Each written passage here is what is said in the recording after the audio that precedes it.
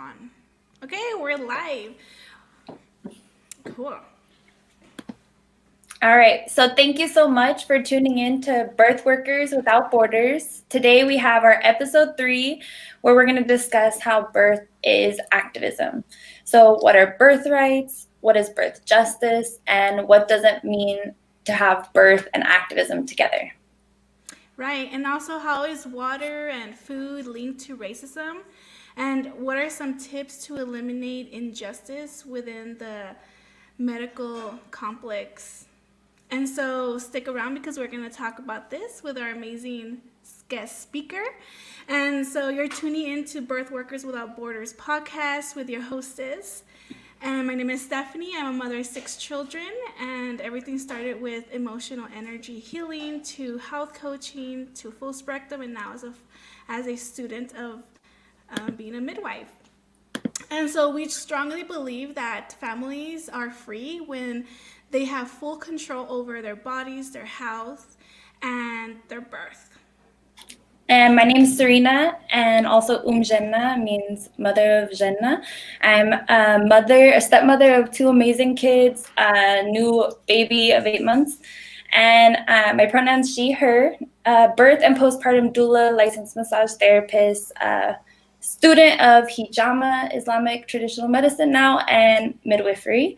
And yeah, thrilled and honored to introduce our guest speaker, who has dedicated many years to supporting clients with doula work, has teams who redistribute wealth, supporting with warmth and supplies to community living outside. You do amazing work. You're deeply connected with folks in Haiti and setting up systems where you're going to be doing in the future birth clinics, and have your merchandise business with Rise Up Midwife and a blog called Pushed Out. Right now, you are featured artist for Urban University in Oakland for February. We are so excited to welcome China Tolliver with Hello. I feel like that was like such a huge introduction. Like, wow. And sometimes when you're doing the work, it's easy to forget you're doing so much of the work, right? Like when someone introduces you, you're like, yeah, I do that. Oh my gosh, I do that too. When do I have time to do that? Like, yeah, it definitely feels like a lot when you just said it, but I am honored to be on your podcast and on your show. I'm really looking forward to just like, getting right into it. So Yes. I have, I guess, like however Instagram does all their algorithms, a lot of my friends in the Bay follow you, post your stuff on their story. And as I've been following you, you've actually been somebody who also kind of reaches back to people and just, sharing love, and really appreciate that. And it's just amazing how even with all this like intense technology that we're all having to do with COVID, I'm kind of going crazy, to be honest, the last weeks. I'm just like, oh my God, are we like 24 hours on the internet all the time now? Like, are we there? Like, is this already dystopian? Yes. But anyway, I saw your post of the shirt birthrights, which you always sell out right away. Like I'll see the post and I go and I'm just like, wow, that was not very quick. Everything always sells out. So I see your success all the time, and I'm just seeing how much you're just like spreading like these ideas and inspiring community. And just for me, like the birthrights shirt is just so much for me of like what it was to become a doula and learn about the hospital and the industrial complex in Oakland where you're living right now. And I just imagine like, wow, if I don't know, it's just armor. Like, it's just armor, Yeah, it does feel like armor. I mean, I'll give you guys a bit of the backstory about how this shirt came to be. So I was living in Colorado at the time, and I was driving home from a birth. I remember as I was a doula, this was years ago, and I called my best friend. Her name is Demetra Sariki. She's a midwife in Colorado Springs, and I was just telling her about this birth I just witnessed and how I thought it was complete. The birth was beautiful, but the treatment was bullshit. It was some bullshit. And she was just like, I'm just tired of these stories. I am overhearing these stories about doulas really having to be bodyguards, human shields. Like they're not able to give the care that they want to because the love and support, because they are like basically mediators of birth, right? Between providers and the hospital and the staff and the actual laboring family. And she said, what if we had something that was like your birthrights, kind of like your Miranda rights if you ever got arrested. Like, you know what to do in a situation. And I was like, wow, that's a really good idea. And we're like, what if we put on a little card and we gave it to all the pregnant folks, and so they went to the hospital, they could take it with them so they knew their birthrights. And that's how it really got started.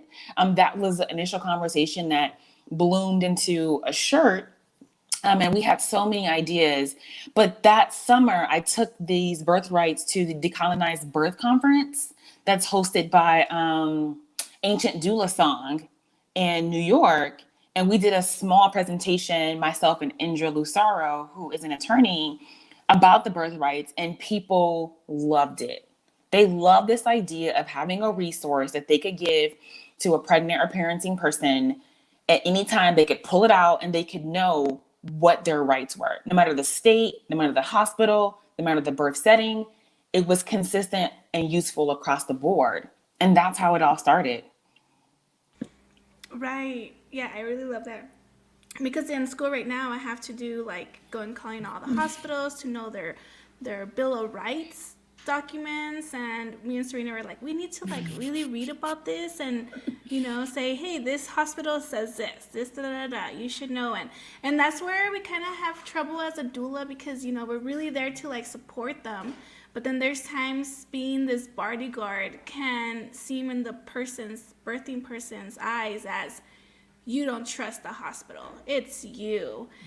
This is why my baby was here, because you. And I was just like, oh my God. Like, I really was trying to help you use your voice to know your options, but it's very, I don't know It's how complicated. to balance that. It's complicated. Yeah, it's complicated. Yeah. Being a doula, serving a family, supporting a family in the industrial medical complex, it's a very, there's tons of fine lines. There's tons of eggshells. There's tons of grenades you can't see. So like, what you're feeling is real.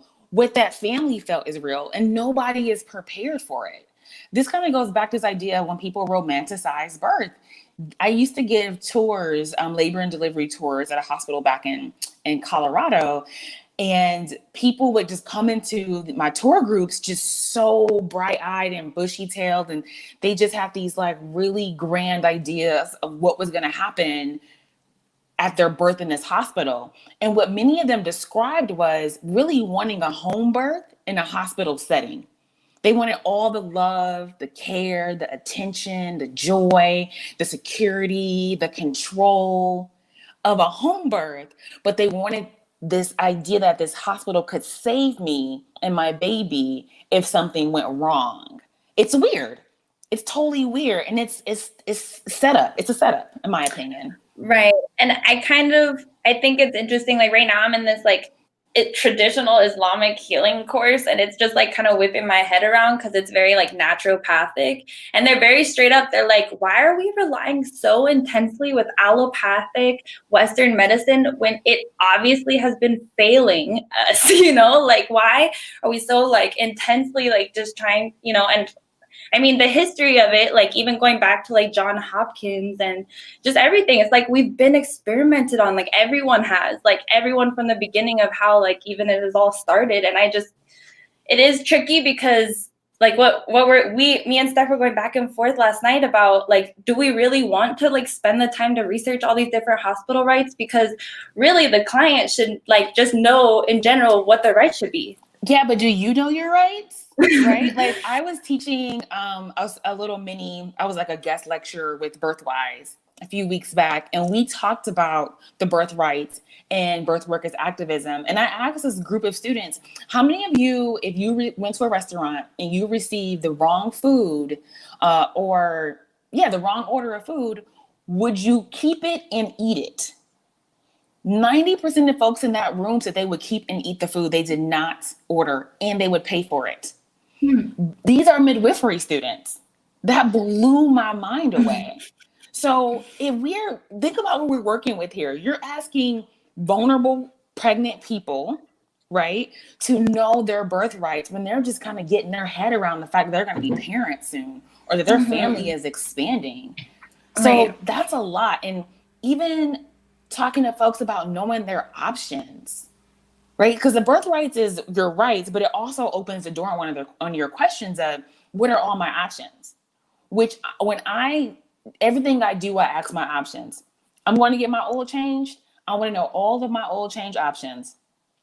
I'm going to pick up something at the bakery. I want to know all my baked good, delicious carbohydrate, icing, sugar, sweet options.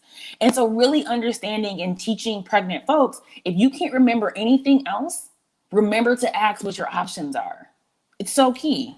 Yeah, it's crazy because, my daughter got like a group of staples in her big toe. She stepped on it and she was 6. And I was, like normally I'm really good, but when it comes to my kids, I get little like, oh my God, my kids, like, I don't know what to do, and I'm like, no, stay calm. But inside I'm like this, and she was calm. We took her to the hospital because I was like, I don't know, I'm not sure. I don't feel like I could prepare, which I probably could have done it, but in my head I felt I couldn't, so they asked me, do you do vaccines? And I was like, no. Why not? And this doctor's like, and I was like, oh, here we go. And I was like, because there's so many options, you never know what, blah, blah, blah, which I feel I do know because I feel confident in what I decide. And this doctor was like, well, you should. And he started like just putting like all these statistics of like how these kids are, blah, blah, blah, and the age of my daughter. And I was just looking at him like, wow, they didn't even teach me like options. They're just like, here's scarcity and this is why you should take it. Yeah, I mean, and even going back to what Serena said about how we should really be thinking about birth and pregnancy and even breast and chest feeding as holistic, and we shouldn't be relying on these complexes that are full of doctors who are racist, who are full of, providers who are racist, who are built off institutions that experimented on Black and brown bodies. As soon as somebody gets sick, bam, where are we going? Right to that institution. You get in a car accident, bam, where are they taking you? Right to that institution, right? Like, so it's like we're in this juxtaposition, this catch-22, this like double-edged sword, if you will, that, yeah, we don't want to depend on these hospitals to provide us with this. We can't. They're not built to give us holistic care. Mm-hmm. And I think that is where the problem lies. What we perceive that they're going to do for us and what they're actually trained, built, and sustained to do for us. They're not in alignment. And unfortunately, it's like, this has come up a lot recently too, doulas, midwives, allopathic, alternative medicine, healers, all of these different peoples. It seems that nobody is able to really like budget that in because their insurance is just funneling them where they want that money to go. They don't have options, or even if they even have insurance, because we're on the border here where a lot of people don't.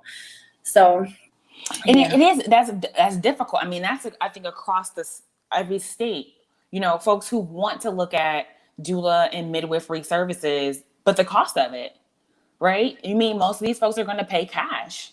There's very few providers, maybe home birth providers. I shouldn't say that. I don't know the numbers on that, but it can be difficult. It can be cost prohibitive for folks, or even accessing those services. I mean, that's a huge assumption that there's a midwife in every community, and we know there's not. Mm-hmm. We know there's not a doula in every community or a lactation consultant.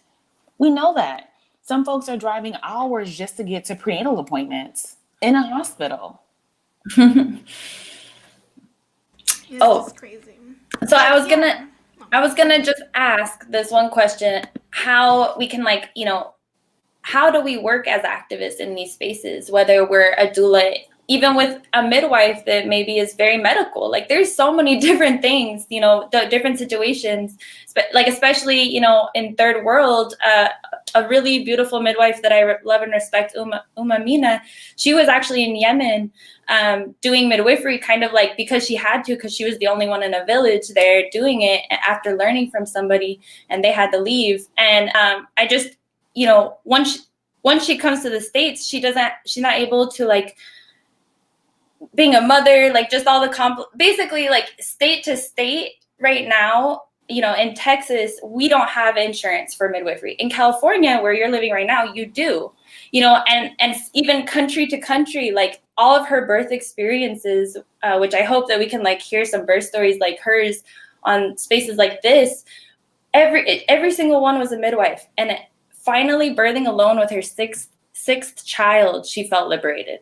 But just imagine that some people go through their whole life and never feel liberated. Right. You know, they never feel like they're actually free. They never have that sense about themselves, that confidence of freedom.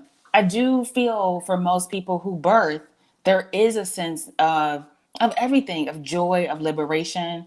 Some people have disappointment and sadness. This is one of the reasons why I had to retire from being a doula, you know, besides being the bodyguard, is because that is a lot of emotions that doulas carry. It's a lot of trauma, right, that we pick up in these births. A lot of negotiation that happens with our energy, where we put our time. You know, I learned as a doula late in my career that I have to match my client's energy. So if they're going at 80, I need to go at 80. If they're going at 60 and I'm trying to go at 100 for them and I'm going hard, I'm fighting, I'm getting in there, and they're kind of just falling back, I need to also fall back. Because what's going to end up happening is what you described, is this idea of you are the cause of my birth outcome. You did or did not make this happen, right? So it's really, it's in the hands of the families that we support. It's up to them. I used to get so, in the beginning of my doula career, I used to get so butthurt when one of my clients had a cesarean birth, or as my one client called it, a vaginal bypass. I used to take it so personal that, like, I didn't doula them enough. I didn't doula them right. I didn't give them all their resources and tools and options. It was my fault, not knowing that I am in a medical industrial complex. From the jump, when they said induction, it was over. I didn't know that, though. That I learned the hard way. Yeah. Yeah. And someone recently was like, hey, China, you know, could you doula me? And I was like, not on death's door. Like, there's nothing that could take me back in the game. Because when you go in those hospitals, like y'all said, you got to armor up. Like water bottle, keys, chains, belts, whips, knife. Like, you got to have every swords, bullets. You got to have everything just to keep yourself protected. But not only that, it's like I have a friend who's a nurse midwife, and she goes, and there's times that I'll be there for them. I'll be there. I'll tell them, my clients, you could do this and that. But you know who they're also like trying to butt heads with? The nurses. This is the policy. That's the policy. What are you doing? You know, I have a nurse where it's like, yeah, we'll let you try it. And then she like rushed. And then all this like thing happened that it's just horrible for my client. And I was just like, just because you could not allow it to happen, you had to rush it. Like, who was here in the rush? We had like 3 hours to push. Like, you know, like it's barely 10, 10 minutes. Now we're dealing with COVID, right? They've successfully like eliminated the doulas because we're not essential, obviously. And in most hospitals, you know, like not every hospital, obviously, but you know, as it gets even more intense, you know, and things are changing everywhere, every city, everything seems to be different or similar. But you know, the changes right now that I've seen with clients is like, okay, you've already had C-section, 1 or 3 of them, or whatever, how many you've had. Now you're trying to labor naturally at home as long as possible, to the point where the head is like in between your legs. And then you can like get to the hospital to make sure that they can take off their surgery, because they're just gonna, you know, help them have this natural birth, because, you know, trying to help with this process of people's desires, you know. I think what COVID did, and I'm going to quote one of my supervisors, her name is Heather Thompson, COVID took the gloss off of everything. COVID took the sparkle off of hospital birth. COVID just completely exposed the vulnerability of hospital birth and of hospital staff and the capacity of these institutions. And it's so true. It's such a beautiful way of saying, like, this has been fucked up. We knew it was fucked up, but now the whole world can see it. Congratulations, right? Because if you were a doula working in the hospital, lactation person, even if you were just a person witnessing as a family or a friend, someone having a baby, everybody comes out with, a good majority of folks come out with a story. Like, I cannot believe that happened. And it's sad. COVID really, again, exposed all the pitfalls and the cracks in the system. And it also showed us that we were not prepared for folks to leave the hospital and go into the community to have birth. We don't have enough home birth and midwives or birth centers to accommodate everybody who wanted to not have their baby in the hospital. And that is a problem. Yeah, I like most of all the midwives here, they're like, I'm booked. And before was like, I'm not sure, I'm trying to find. Yeah. But again, doulas are not essential either. Let's talk about it. Let's talk about it. Yeah, because I was living in Colorado when the pandemic first started in March, and then over the summer I transitioned to Oakland. I would not recommend ever moving in a pandemic. It wasn't terrible, but it's a lot. But I remember seeing Facebook posts about doulas not being allowed in the hospital back in Colorado, and First, I was confused. I was like, well, why would you want to go to the hospital as a doula? Like, why would anybody want to step into ground zero where there are active COVID patients? As a doula, I wouldn't go. I literally was like, I wouldn't go. Me and my client would have to work it out some other way. And then as the stories began to unfold more, I'm thinking, okay, now I'm seeing pregnant folks going by themselves. No partner, no doula, no loved one. Now I can't imagine it. Like, so you got to give birth. Like, are we going back to the 60s when women gave birth alone? Is this where we're going to? So I have to just be really honest. I didn't initially feel that. Why would doulas want to go to the hospital? Tell me what you guys thought.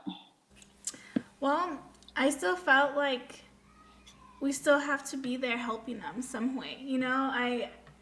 I'm not the fan of hospitals, but I feel that when, like the situation I was there with my daughter, they're trying to push this vaccine, I said, sure, for this situation, sure, because I know she doesn't have vaccine, so I could do other stuff. But again, should have been like, no, I should have said no. But having someone there who's not the family could be like, hey, remember, do you have options? Do you have questions? Because when you're in that state of like, this is important, my baby's important, this birth is important, my spouse is important, we only, we shrinked our blood flow within our brain for logic. So that's why I was like, I still want to be there, regardless of that. But also thinking about the hundreds and thousands, if not millions of people who do not have a doula, who give birth. Somebody's giving birth right now. Thousands of people without a doula. There are folks who are incarcerated who do not have access to a doula. There are folks who are unhoused. There are our migrant farm workers. You know what I'm saying? Like, there's so many people who don't have those services. And that's, for me, is really injustice, because they are vulnerable on top of vulnerable, layered. Could you imagine trying to give birth and in the back of your mind, you're thinking maybe an ICE agent might kick in this door and separate me from my child? Or giving birth and knowing that your ankle is handcuffed and chained to a bed, and after delivery you're going to definitely be separated, and no advocacy. So this kind of opens a huge door to like, wait, if doulas are essential, why doesn't everybody have access to them? And that goes to, you're reminding me, like, I'm just like, Assata Shakur. Like, my favorite book, The Autobiography of Assata, it's so powerful. It's banned to, like, be sent to jails, like, you cannot, like, let prisoners read this book and not have, like, some sort of, riots. It's just so powerful. It's just really beautiful. And it tells the story of, like, her, like, being chained. And that was the first, actually, thing that I think I read when I was introduced to, like, just knowing what it would be like, that idea of, like, giving birth in jail, and when I was in Oakland becoming a doula, like, it was war. It was so intense. Like, it just felt so, like, just over and over and over, all these stories that we're saying, and same with my experiences being with the medical system, is even with, like, a miscarriage I had before the baby. I do not recommend going to the hospital if you have a miscarriage. It was just, like, so traumatic. And so I'm just like, okay, finally I was a doula here in El Paso, and it really did shift my mind and my brain for like, whoa, because I'm in the hospital room and everyone's brown, everyone's the same color. And they had this doctor who was super patient and let her have a birth naturally. And I was just like, what is happening? Yes, there was a nurse who was just like, who the heck is this doula the whole time? You know, of course, there's always that nurse or whatever. And there was all this, you know, there was chaos and it was intense, but for the most part, I was just like witnessing something that I never thought would happen. Like, you know, unless you're in like a really fancy hospital where it is like all like, you know, suburb white neighborhood, you know? Well, I mean, that being said, what you're describing is like how I witnessed birth in Haiti, which is a developing country where everybody labors naturally at the birth center. Everybody has a baby for the first time in like 24 to 40 hours because it's normal. 90% of the babies are born in their sac because water's not broken. There's no such thing as Pitocin. You know, like, it's not so crazy, but we here in the US, I was just sharing with a group of architecture students who are helping me design a birth center in Haiti. They were blown away at this idea, like, so the thing we see on TV with the water breaking and like all this water is like, that's Hollywood? I'm like, absolutely, it's Hollywood. Absolutely. You know, we say terms like third world, and I get it. I understand why. But the women in Haiti, they birth their babies naturally all the time. All the time. Because they can't afford, there is no epidural because they can't afford it. You see what I'm saying? Like, if it's that option's off the table. I'm sad to say that. I was sad to tell these students that, you know, gosh, I didn't witness my first natural birth as a doula until like 2 years in to my career.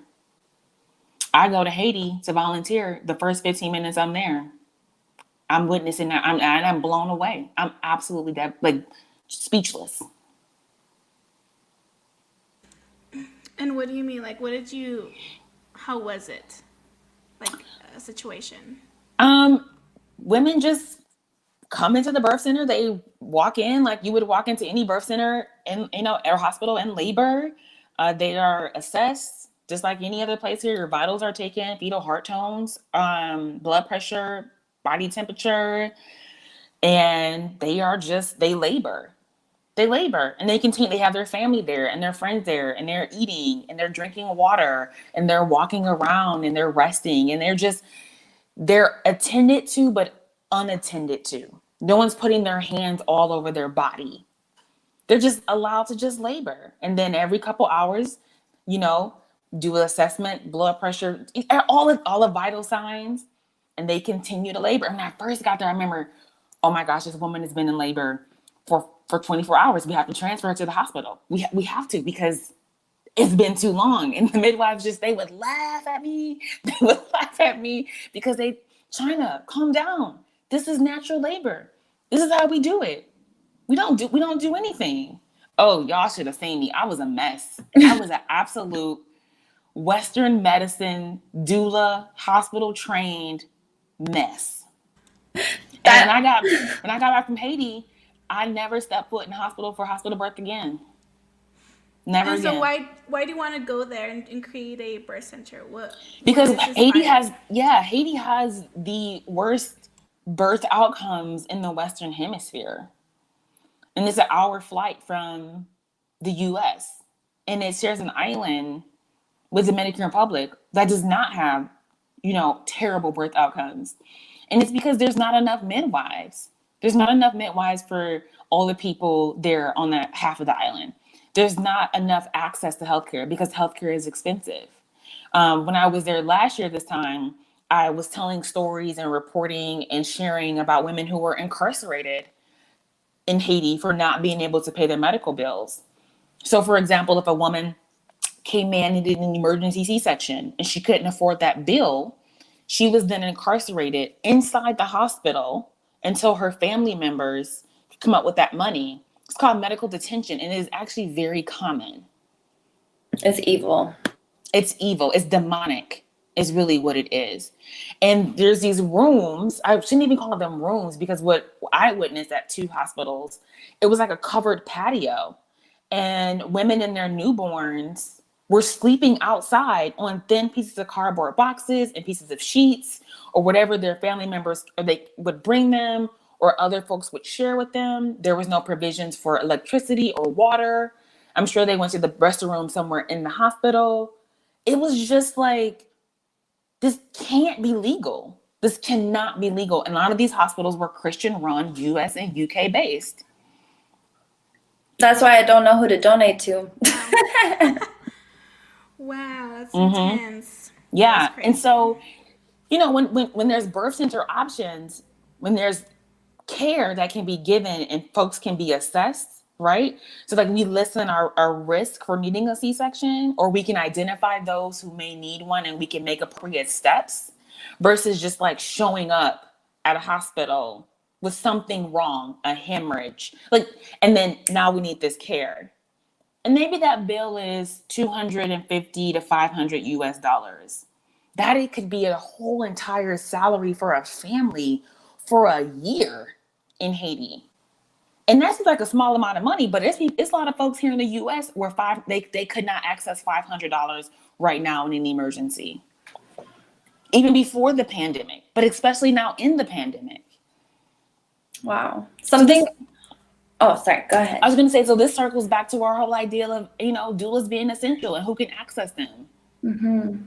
I was just going to say, like, that's something that's one of the things I wanted to talk about. Was I'm looking at your story, and you have some sort of way of knowing how to connect people and redistribute wealth. And that's actually something that came up with other healers that I know who like practicing all these different things, and they're just like, I struggle with making money because I want to give to the community. So, you know, now this idea of business and like, you know, your bootstraps and like being on your own here that I've been trying to like wrestle with. We started the Desert Bloom Collective to try to help with promoting people, try to, you know, do things like this, and just try to imitate ways of like where we just try to help each other as community to survive, really. How are you going to be interacting with these 2 clinics and traveling through Haiti and back to Las Vegas?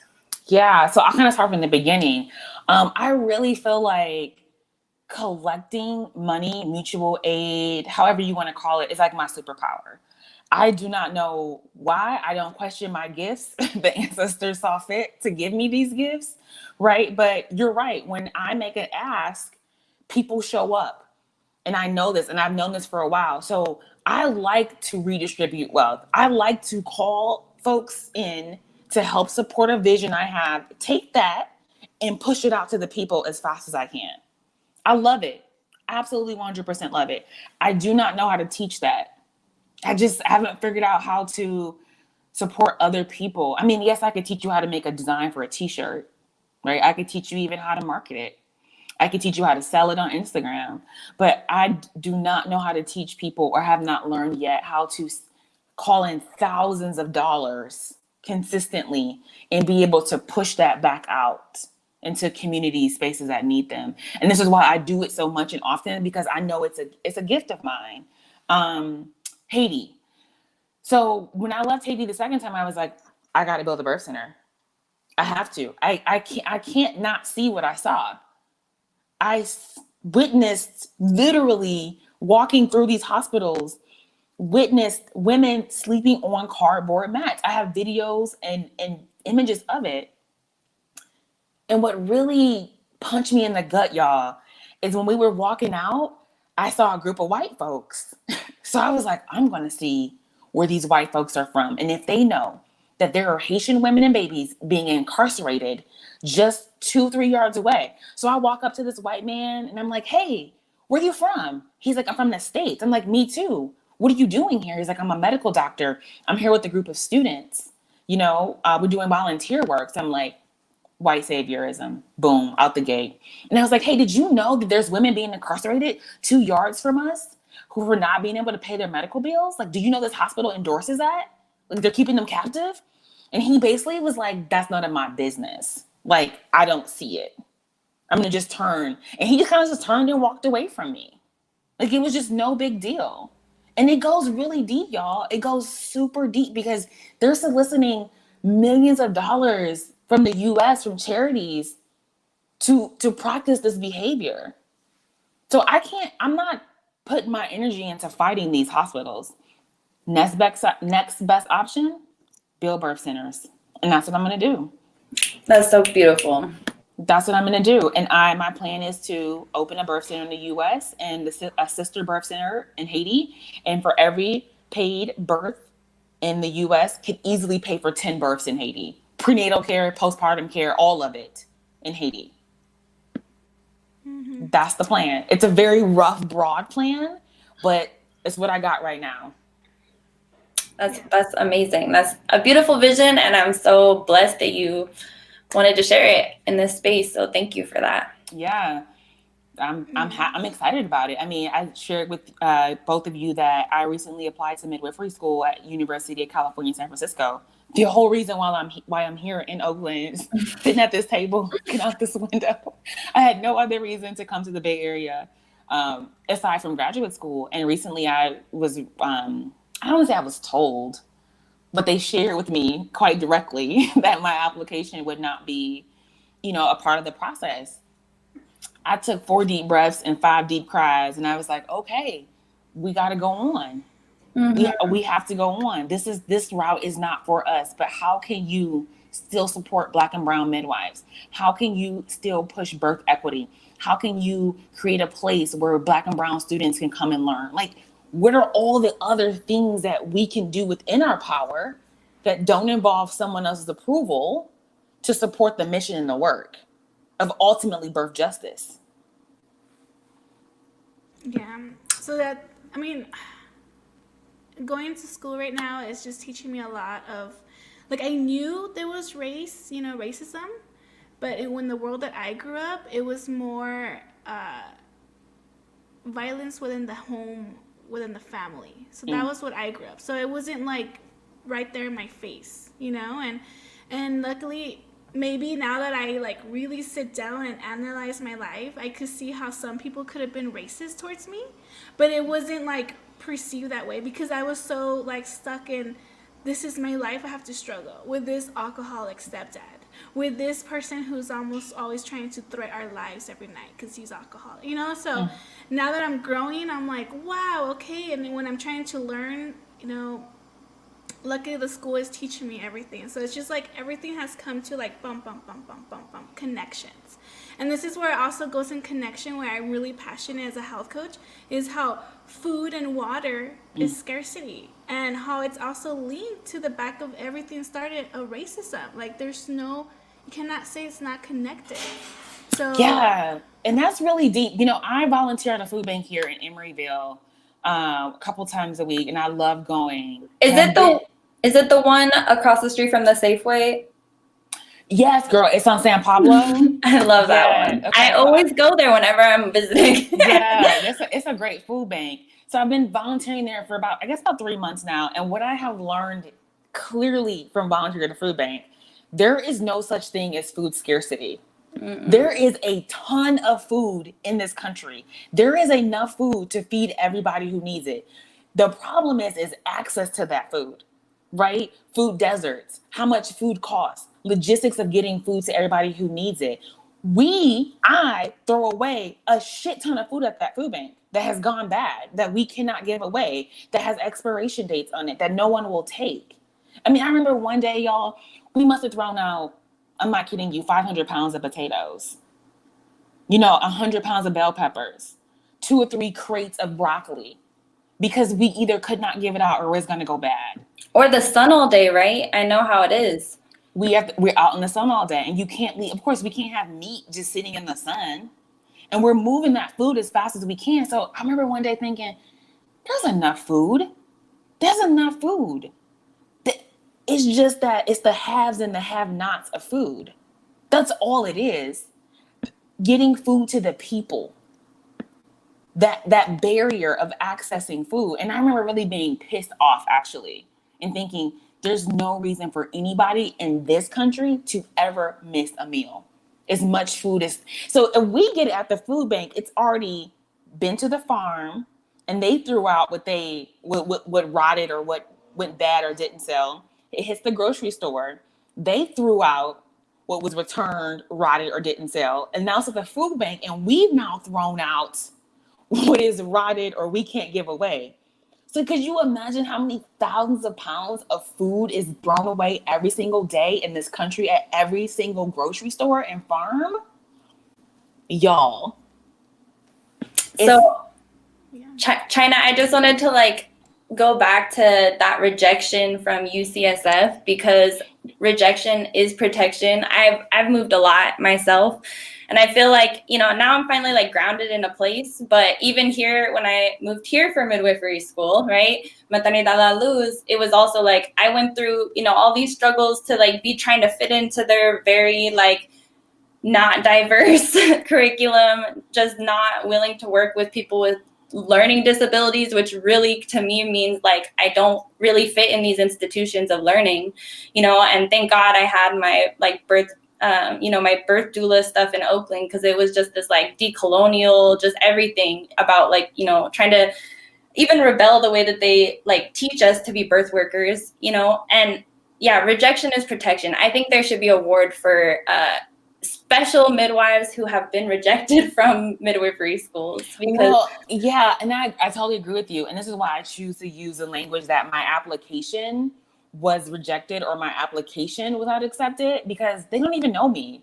They got a few sheets of paper about me, some transcripts, and some basic data, right, about China Tolliver. They use that to make a decision. There's no way I could have put everything about me into that application. So I had to decide very early on that it was not me. I was not rejected, right? My application was not accepted. And this is my second time applying to this school. I applied 3 years ago. do you know the name Monica McLemore? Yeah, I do know Monica McLemore. Yeah, McLemore. She was part of like doing the birth support community that project that we did to become, and I don't know, just different people who I've met them, and they're part of UCSF, and you know, they helped us get grants to do all this, you know, different ways to bring birth justice to different systems and helping explain things. And it seems like no matter what, is just like that is a place of struggle to learn there, you know, like it would have been. You know what? But I have to be really honest. After I got off the floor from, you know, my tears, which tears are so great, right? They water the earth. I felt relieved. It was a sense of relief to me. Like it just like washed over me. And I literally, if I could describe it, I felt like something like held my hand and was like, okay, now we're going to go this way. Right? Like not, okay. So like, you're clear now. You're not going to the school. You've applied twice. It's not happening, girl. So let's just go ahead, pack a little bag, and go that way. Because that way is the road of ease and abundance for you. You keep knocking your head up against the school, and they're making it really clear to you that this is not the road. And I remember when I announced it on Instagram, oh my goodness, so many folks messaged me. So many folks were like, apply to this school. You tried that school? Did you call this person? Try this thing. And I thought, y'all are not getting it. I'm clear. I'm going this way. This is where my service work lies. I thought it was midwifery. I felt it in my gut. But obviously, the universe, the ancestors, the guides, whomever has a different plan for me. I have saved on my phone a screenshot from your story that you're moving your textile prints by the end of 2021. Yeah. I am in this big place of transition. And again, it goes back to my application at UCSF. It opened this huge like door of opportunity for me to expand in ways that I didn't see before, because I was so laser focused on midwifery school. That's all I knew what was going to happen. I'm moving to Oakland to go to midwifery school. I'm in the Bay. I'm going to be here for 3 years. All of my money and time and energy is going to this. Well, that didn't happen. So then I like pivoted and I was like, shit. So I am Rise Up Midwife as a retail merch store is going to totally transition into textile prints. And I don't know 100% what it's going to look like, but I can't sell t-shirts forever. Like it's one of those things where I love it. I love it as activism. I love my merch and what it does for people. It gives voices. But nothing lasts forever. Nothing lasts forever. No, that's good. Yeah, and that's where I had friends who were like, well, I was gonna go to this school and I was gonna do this path, but now I don't know. And I was like, sometimes that's good. Sometimes that is good. So you could say, what feels right? What do I want? And what do I want to go? You know, like, and if you could do it where you're not stressing yourself over, like my plan is going to mid-free. I got accepted. I applied twice and I got accepted the second time, and I was like, okay, sounds like I'm gonna go then, you know. And then I was like, oh, maybe also, I know, like I feel strongly like if I could care my, I just love everything in women's health. So if I could care and provide a lot of options and still be medically as well and go into OD school, I was like, I could do that. You know, I really want to do this. I want to be like a very different doctor where I could transfer with my client and I could still take care of her as how I wanted to give her what she needs. But there's times that you need emergency, right? And so I want to still care in that way. And I tried it out. I said, okay, let's see. And this school has the same accreditation. They're like, yep, we can accept that. Now you just have to complete this other certification, like other requirements.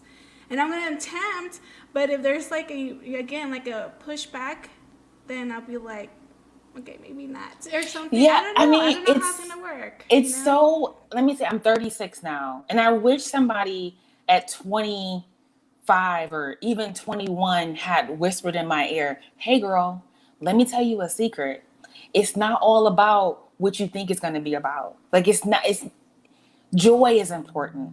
Love is important. Peace of mind is important. Naps are important. Rest is essential.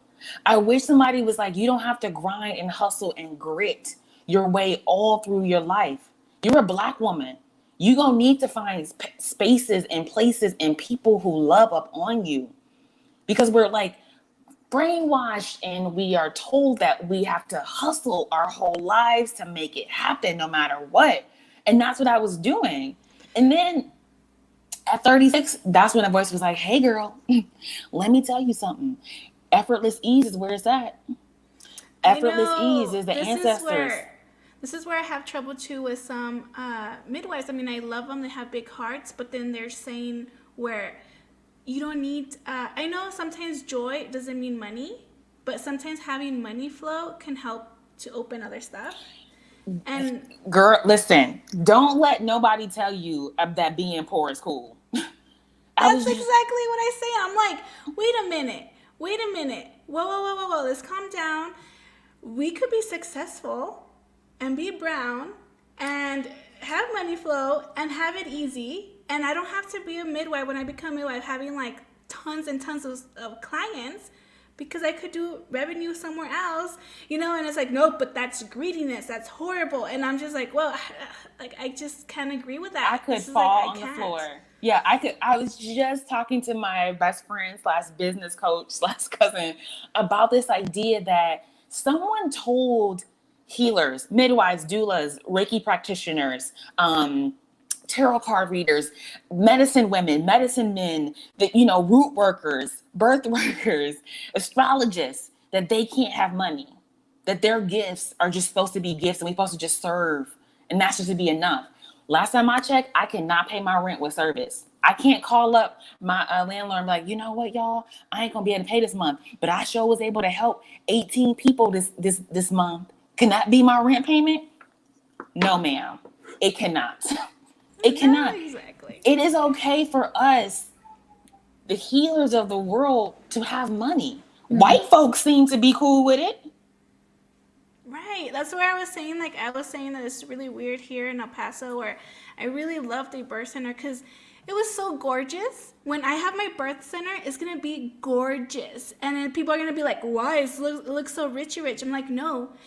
Why do we have to say that we're people of color to be in this category? How is that equal by still putting us a people of color? You know, like, no, it should be where if a white person, a Black, whoever comes, they're going to have this gorgeous place. Why can't it be equal? Why does it have to be like, I'm going to serve the people of color, but I have to be in this place and yeah, limited? it's because that's conditioning. That's conditioning. Because I I grew up in Detroit in the hood, right, where people went to clinics. That's what they were called back in the day. They, you go down to the clinic for this, and the diabetes clinic or the VD clinic. I don't know if y'all know what VDs are, but the venereal disease. You went down to the pediatric clinic, and it was this idea that we were conditioned to believe that you go down to the clinic, which was typically a free public aid place, right? That was medicalized, and that's where you got your care, or from a safety net hospital, which was just a huge clinic. So we're just talking about this idea of having a luxury birth center owned by Black and brown people. It's a new idea, but it's gonna happen, and I'm telling you, because when I moved to Vegas, I'm definitely opening a luxury birth center for folks. Just because I'm a Black woman. How do I say this? When somebody was whispering in my ear when I was 20, telling me to take naps and get rest, they should have also been telling me to get that bag, because that's important. It's really hard to make progress when you're poor. Mm-hmm. It's really hard to make impact when you're poor. When you can't feed yourself and you can't feed your babies and your lights are getting cut off and you don't have a vehicle and you are stressed about how you're going to survive the next month, it's hard to make critical decisions. That's kind of even like an energy base of your root chakra.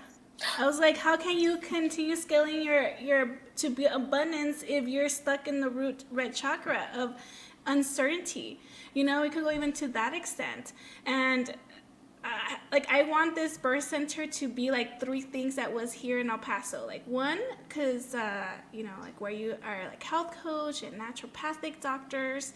2, where it could be a birth center, and then 3, a healing session, like you could yoga, like all these 3 things that used to be here in El Paso. I want that in there, and I'm just like, I can't wait till that happen, because it's gonna happen. People are like, well, how are you gonna do it? I don't know how I'm gonna do it, but it's gonna happen. That's all I know. It's gonna happen. All you need to do is decide. I'm reading this book right now called Rich as Fuck, right, about this white woman. I can't remember her name, Amanda somebody. It's a great book, and she talks about that. Once you have decided energetically that something will be so, it will be so. And that is it. You do not need to waste your time worrying about the how. The universe, the ancestors, the guides, they will do that. You only need to decide. So if you want a birth center that has all these beautiful services in it for your people where they can thrive, you simply need to decide what you have, and it shall be so. That is it. And I fully believe that. I really love Steph's vision too, with trying to always have like a doula training going on in the birth clinic. And then that's where those doulas are always going to be with the midwives, so the midwife can have their assistants and the doula, because they're different roles. And it's very difficult for midwives to actually doula and what these roles are all meaning. We're all trying to define who's essential right now, You're talking about a beautiful collaboration of care. That's what you're really growing. You're growing not just a birth center, but a community space. And that's what Black and brown folks need. We need places. I'm sure in every village before the white people came and colonized us, there was a healing space, a healing teepee, a healing hut, a healing tent, a healing igloo. There was something, a healing commode where we gathered. That's in our blood, especially as those born with wombs and uteruses. Healing together and gathering together. My mom, I forget what she calls it, but she's like, yeah, women in the neighborhood, we all get together and we would shuck clean peas or clean beans together and gossip and talk about kids and, what we was doing. And that is gone now. Mm-hmm. But women coming together, or womb holders coming together and sharing space and healing and giving care and loving on one another, that is revolutionary. That is an act of resistance. And that is important. But that thing cannot happen if you don't have the bag. Don't worry about how you're going to get it. Just have the vision and decide. Oh, yes. Oh, if you could just feel my energy right now, it's like, yeah, it's going to happen. It's totally going to happen. It's just so pumped. I feel like we got totally off the subject of all of our topics today. But I felt like what needed to come through came through, and what we needed to discuss and share was shared, and someone's going to hear this or watch this, and they're going to get a word, and they're going to get inspired and motivated, and maybe that will kick their activism into gear, right? Get them thinking about birthrights. Right. And China, you like, we will be following you. We'll be seeing what happens. We know you are success, and you bring that with to others and anywhere you're at. Like, you're just so giving, and that's why we really wanted to talk with you today. So thank you so much for spending all this time with us and, sharing and everything. Thank you so much. Yeah, you're totally welcome. I mean, we could do like 5 more episodes on just like some of the things that we hit on. But what really kind of makes me smile is this, what you said, Steph, about luxury, what you're describing, our women giving birth in luxury, safe, secure settings. Like that's what's up. That's the move right there.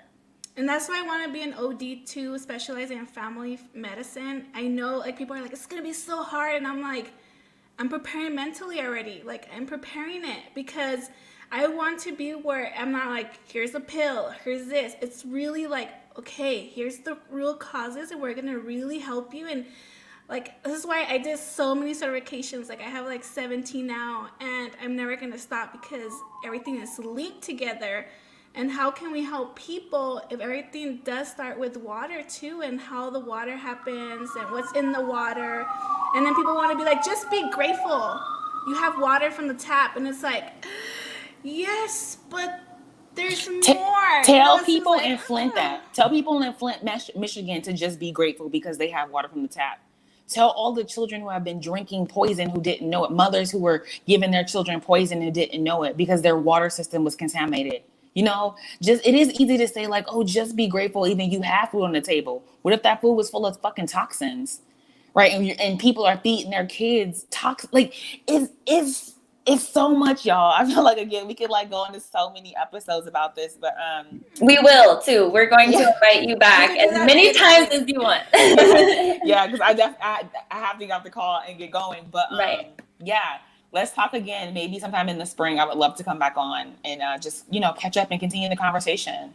Yes, there's so much that everything's linked that it's just like, I just don't know how to say it. And then, you sometimes feel like you're the black sheep of everyone. You're just like, but there's more. And that's okay. It's okay. Get comfortable with it. It's okay. That's all right. Mm-hmm. I'll take it. Yeah, well, this is really amazing. I'm really happy. How can people find you if they want to support you? Because you're going to be manifesting a lot of things. Yeah, so I'm at riseupmidwife.com right now. That's my online platform. I'm at China Tolliver on Instagram and Facebook.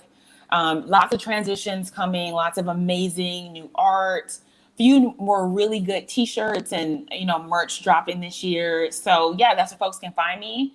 Thank you both for having me on your show and your podcast. This was really fun. And I just felt like it was like a great conversation. So easy, so beautiful. Yes, thank you. And before we end the podcast and going live, we just wanted to show that something that we're doing for the community of El Paso and for anyone virtually. We're going to start promoting this community support where we do every first and third of the month on a Tuesday. That's virtually, where we're going to be talking about pregnancy and postpartum. So I just wanted to let you know. In the description, we'll have the Bitly link where you can sign up and get notifications as well. So super excited. And yeah, guys, till next time. Bye.